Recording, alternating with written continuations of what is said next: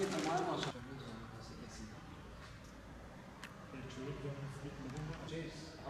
eski müftü geldi ya. Hatırlıyorsan ilk başlarken bu şarkıyı yukarıda sattıklarında o ne oldu? Bu öyle dedi.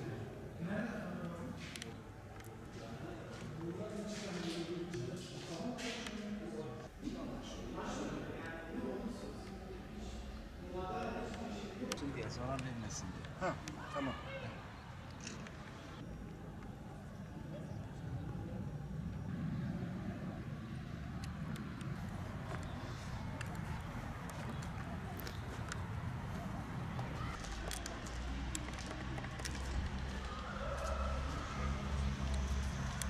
Ulu Cami ilçemizdeki en önemli kültürel tarihi miraslardan birisi.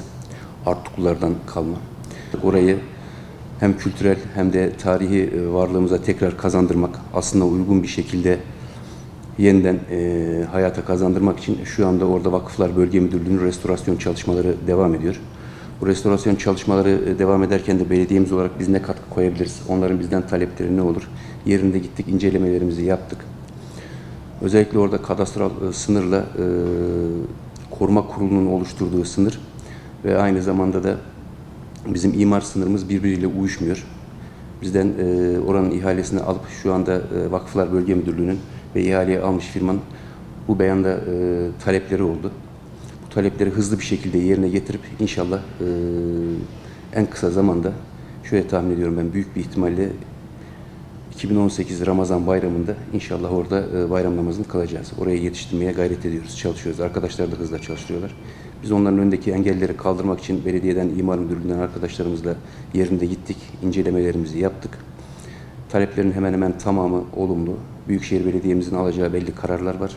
O kararlarla alakalı düzenlemelerle ilgili biz Büyükşehir Belediye'mizle yazışacağız.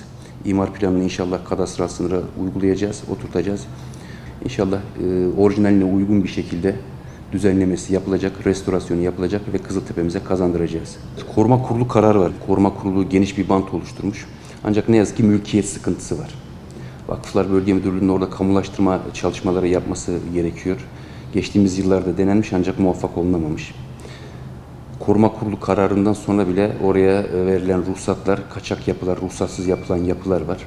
Ne yazık ki eski belediye döneminde yapılmış kaçak yapılar var. Oraya 8 katlı yapı, o güzel, o şaheserin etrafına 8 katlı yapı inşa edilmiş. Güzelliği örtüyor, yakışmıyor o yapılar oraya.